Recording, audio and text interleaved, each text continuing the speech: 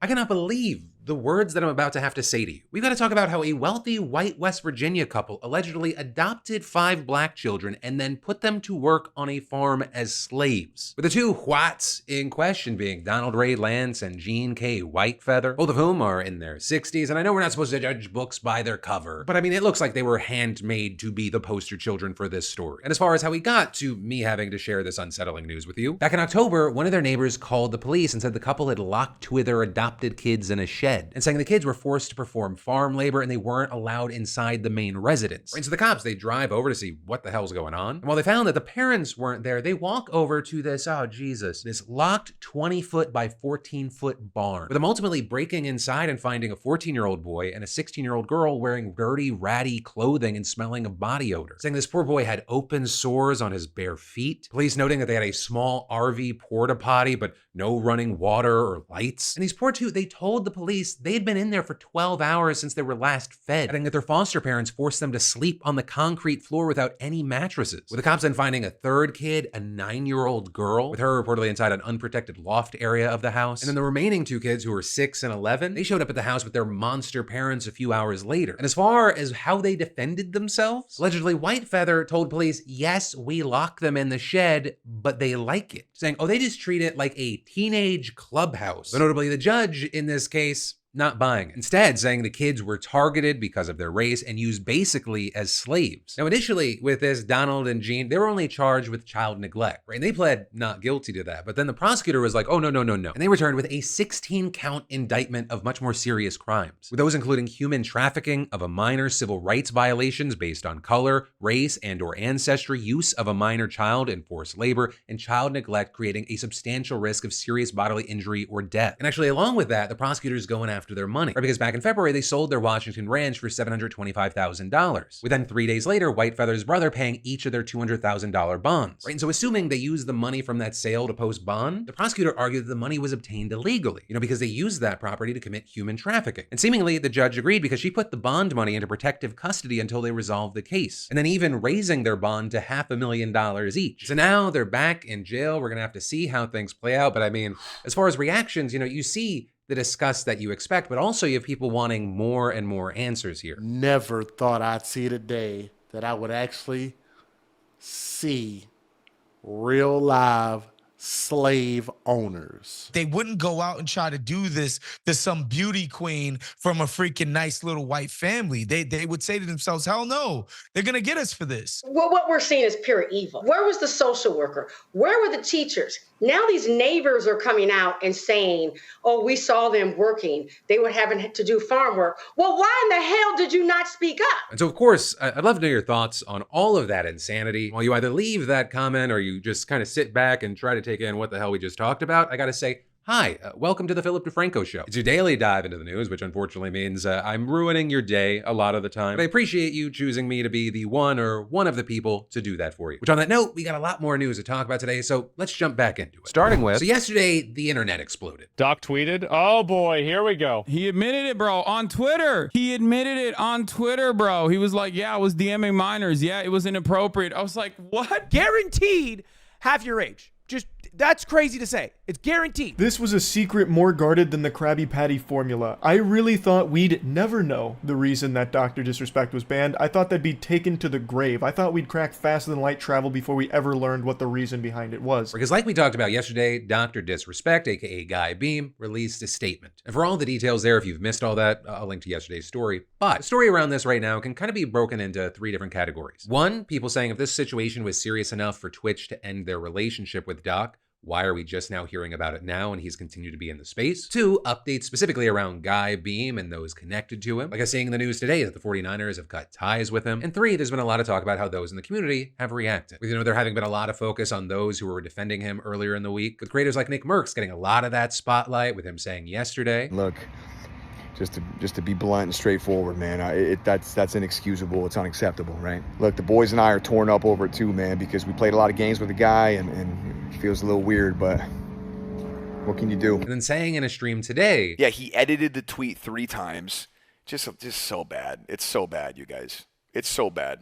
And look, what do you want from me, man, I gave the guy the benefit of the doubt until we knew more. So to act like I don't care or act like I'm not upset about the shit he did is crazy. You just have to remember that he was a friend of mine. So obviously I'm going to behave a little bit differently. I got some weird, attachments to this. I do. He was a friend. People think that we're like best friends, like we're hanging out. I don't even know the guy outside of a wig. We took one picture together, and newsflash, he was in a wig. And we talked for 8 minutes. Now, I don't want to dumb down a relationship. Meanwhile, you had a lot of creators making Chris Hansen To Catch a Predator references. He is doing the Chris Hansen pedophile defense, by the way. Like, if any of you have watched To Catch a Predator, you'll recognize that tactic, that little maneuver right there. He said they did not meet up. He had no intentions. You can take that however you want to. To me, it sounds like what every guy who got caught on To Catch a Predator said, to be honest. Now, Doc, I'm going to need you to have a seat right over there. Though also with all this, you have a lot of people still pushing for more information to come out, right? People wanting to see what was in the actual chat logs or the whisper logs. Others also wanting to know the specific age of the person the doc was saying these things to. Because depending on where you go online, there are people just kind of throwing out all these different ages. So notably, all of them under the age of 18. Like, did Doc know the age of the person he was talking to when he was talking to them? If he knew that was a minor, and those were the messages being sent, I cannot support that. Now, like, if he had no idea that it happened and like he didn't know this person was a minor, like, yeah, he's still an idiot for doing it for sure. But like, it takes like the bad scale from like, I don't know, like it takes it down a number of notches to me. Now, what's not clear and what a lot of people are coping with is that maybe Dr. Disrespect didn't know the age of the person he was communicating with. But I truly feel if that was the case, Dr. Disrespect would have mentioned that, saying that he had those communications with this person that he believed was of age but turned out to be a minor. Ultimately, that is where we are with this, as all of this continues to play out both in the court of public opinion and as others wait to see if more information could be coming. And then we need to talk about Georgia State Trooper. Right, so that is how long it took Georgia State Trooper Jake Thompson to shoot unarmed 60-year-old Julian Lewis after stopping him. So fast that Thompson wasn't even able to finish saying, "Hey, get your hands up," before opening fire. And now, a new investigation and footage from the incident has called Thompson's entire story and defense into question, which is notable because, all of this happened back in August of 2020, right, which notably is around the same time that the officers involved in George Floyd's death were being held accountable. And footage from this incident shows that Thompson had been trying to pull Lewis over for 5 minutes over a broken taillight, and reportedly, they reached speeds of up to 65 miles per hour, with eventually Lewis putting his left hand out the window, pointing to a dirt road that he wanted to turn on. Once on that road, Thompson managed to initiate a pit maneuver which forced Lewis's car into a ditch, which is when Thompson then jumped out, and within 1.6 seconds, he shoots Lewis in the head, killing him on the spot. And then when other officers responded to the scene, Thompson told them, quote, "I had to shoot this man, and Jesus Christ, he almost ran me over," with him claiming that Lewis revved his car at him and he was turning the wheel like he was gonna run him over. So he was saying, this shooting, it was to defend myself. However, despite this story and this claim, Thompson eventually was arrested and charged with murder. And after being denied bail, he spent nearly 100 days in jail. Just sitting there wondering, is the prosecutor going to pursue charges? But then suddenly everything just gets dropped, and it left so many people going, well, why? Everything sounds so sketchy. And what we saw is that the Associated Press ended up getting their hands on a bunch of the dash cam footage along with evidence that sheds light on the situation. But it also has left a number of questions. Right, so for starters, we publicly learned that Thompson's excuse for shooting Lewis, it doesn't seem to add up. Right, in the original investigation, it showed that after crashing, the battery on Lewis's car, it was disconnected and the entire battery was dismounted. And testing showing that if the battery was disconnected, the engine would stop immediately. Right, so it's just not possible for Lewis to have revved up at a high rate of speed like Thompson claimed. Although in the footage, there is something that maybe sounds like an engine revving, but no one's sure what it is. And on top of that, we now know that the tire marks from the scene clearly show that Lewis's front tires were pointed away from the trooper's car. And the AP spoke to experts about the new footage, and they were not happy with Thompson, with one former Boca Raton police chief saying this guy just came out shooting, and saying that Lewis didn't have remotely sufficient time to respond. Right, and all of that probably has you asking, well, then why did the charges get dropped? And actually, we now have a better idea of why. See, the prosecutors brought the evidence before a grand jury, and the grand jury decided not to proceed, which is generally pretty shocking because a grand jury will usually indict anyone on anything, right? Because the bar is very, very low there. Well, it turns out that in Georgia, police officers have a privilege that no one else gets. They are allowed to defend themselves in front of a grand jury. And it appears that this grand jury bought Thompson's initial story. And since no new evidence was brought to the prosecutors, they declined to go for another indictment. And then the situation gets even messier, right? Because despite state officials dropping charges, Thompson was still looking at the US Department of Justice possibly going after him. But even there, he ended up getting an unusual deal. They ended up making an agreement with him to not prosecute him if he just agreed to not go into law enforcement ever again, which obviously the Lewis family not happy about. Right? I mean, the closest thing they got to justice is the $4.8 million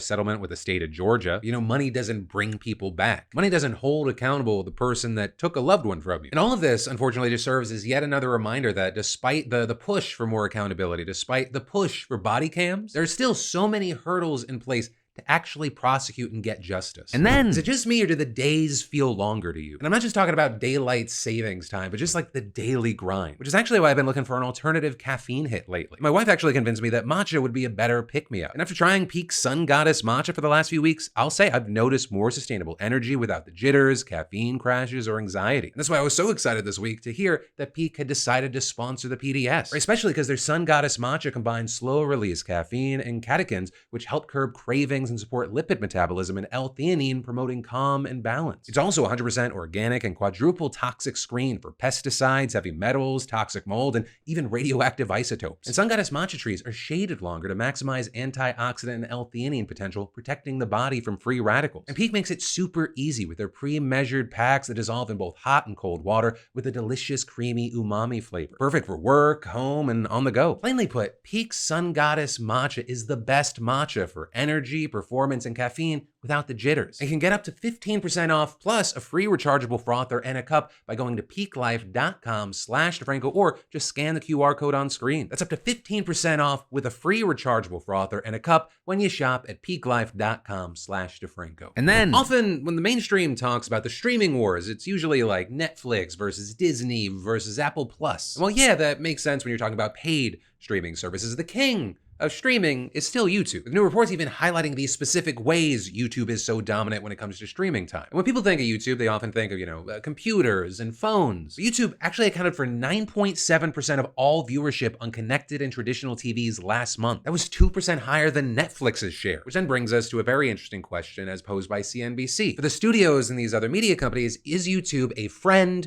or a foe? Right? Obviously, in the friend category, they're more than happy to post trailers to their content so people get excited, then go to their service. Some even doing things like putting past seasons or a first episode of a new season on YouTube. But then also, apparently some platforms are like, well, what if we did what they do? With reports coming out that Disney's apparently considering adding user-generated content to Disney Plus, right? Especially as, there are tons of Disney superfans who discuss the parks and the movies and the merch and the food on places like YouTube and TikTok. And so apparently you have the company considering doing that, though notably they have no plans to right now. You have some arguing that this is a quantity problem, with, for example, media analyst Rich Greenfield saying, I think what we're seeing from all these traditional media companies is they don't have enough content, and it's too expensive to produce the types of premium content at scale that they need. And so maybe the user-generated content economy is a place they look, not to create their competitor, but as a lower cost way to add content to their services. So notably, like all these platforms, they don't view the situation the same. Netflix, for example, they don't see YouTube as a competitor in their space, seeing it as a platform that fills a different need, though you then look at companies like Amazon taking big YouTube talent like Mr. Beast and launching a show on their platform. But also what's really fascinating is kind of the opposite end, right? We've been talking about these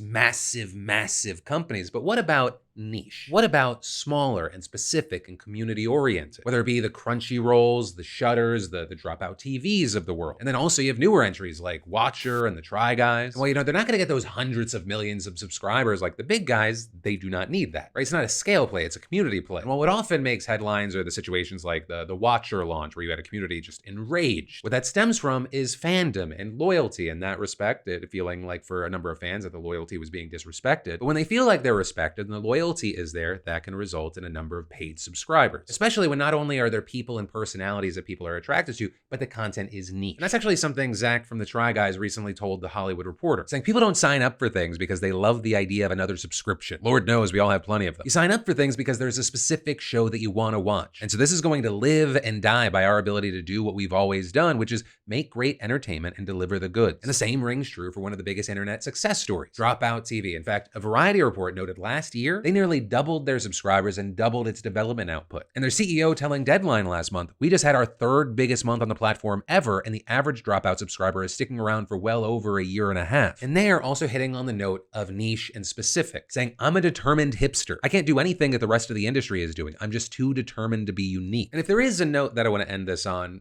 one, there are very exciting and interesting things happening in the online space, both big and small. Both can be successful. But also, two, for the creators out there or the aspirational creators, you want to be one of the people that's making. While a lot can be learned from the people that are already making content out there, do not be afraid to just make what you personally find interesting. You are not a one of a kind. If you are interested in something, other people are also interested in that same thing. And developing an audience of thousands, tens of thousands, hundreds of thousands, that can be infinitely better than audiences that are more general of millions. There's more competition, it's more saturated. And so I guess what I'm saying is just try to find someone that matches your freak. As long as it's legal, they're out there. And then, y'all, Oklahomans can now finally rest easy at night knowing that their taxpayer dollars are not gonna be going to the teachings of Sharia law and Satanism in public schools, which, whew, so good to hear. I couldn't go to sleep last night. I was just up in bed going, man, that entirely plausible situation, I don't want it to happen. Not on my watch. And at this point, if you're like, Phil, what the fuck are you talking about? Which, by the way,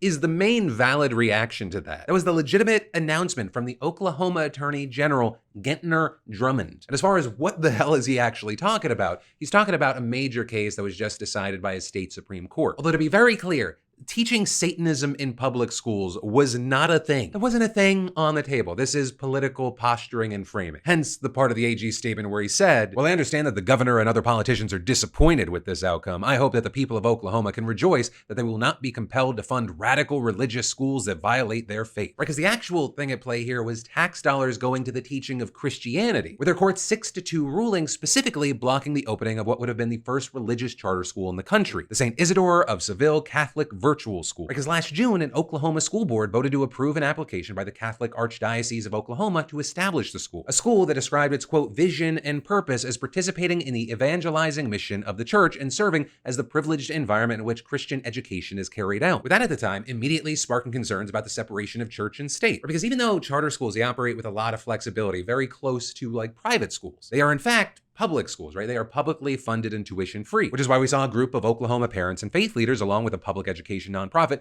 quickly suing to stop the establishment of this school. With soon after, Republican AG Drummond filing a lawsuit that said, make no mistake, if the Catholic Church were permitted to have a public virtual charter school, a reckoning will follow in which the state will be faced with the unprecedented quandary of processing requests to directly fund all petitioning sectarian groups. So notably here, Republicans have been divided on this issue. Right? Republican Governor Kevin Stitt supported the school board's decision, saying this is a win for religious liberty and education freedom in our great state, and I am encouraged by these efforts to give parents more options when it comes to their child's education. Though, of course, the reason we're talking about this today is that the court sided with the AG, with Justice James Winchester, a Republican-appointed judge, writing in the court's majority opinion, under Oklahoma law, a charter school is a public school. As such, a charter school must be non-sectarian. Though, of course, on the other side of this, some of the people behind the school, they called the ruling very disappointing, also adding they're considering all legal options, which is why the case will likely be appealed, and I mean, it could even head up to the Supreme Court, which notably in their recent decisions, they've indicated they're more open to taxpayer money going to religious entities. Like in 2020 and 2022, for example, the Supreme Court ruled that Montana and Maine couldn't exclude religious schools from programs offering financial aid for private education. And with that, a ruling in favor of the school would likely sound similar to what Justice Dana Kuhn wrote in her dissenting opinion, which is that excluding St. Isidore from operating a charter school based solely on its religious affiliation would violate the free exercise clause of the First Amendment, which is why you've got folks like Justin Driver, a professor at Yale Law School, saying the case comes down to two competing constitutional claims: non-discrimination against religion on the one hand and the non-establishment of religion on the other. So while we wait to see what happens with all this in one court system, I gotta look at the other, which is the court of public opinion, and ask you, what are your thoughts here? But that is actually where today's show is gonna end, though I've got two announcements. The first is just a friendly reminder that you have about 8 hours left if you want to get the Knowing Stuff Sucks Roses teas. Or rather, I don't know when you're gonna be watching this, so those will be disappearing Wednesday, midnight Pacific time. So go to beautifulbastard.com if you want to get that while you can, any of the other flowers drop that you've seen, or you can even get in on on the everyday blank core tees, which you can actually snag for $20 a pop if you buy a 3-pack, all over beautifulbastard.com. But then 2, the set, the sound, the way the camera looks, it's gonna be getting tweaked over the next few weeks. So just in case there are things like Monday where I looked like 2016 Donald Trump orange, that we're figuring things out. But yeah, I just wanted to acknowledge that so you didn't think that we were just changing things willy-nilly. But that said, as always, remember, my name's Philip DeFranco. You've just been filled in. I love yo faces, and I'll see you right back here tomorrow.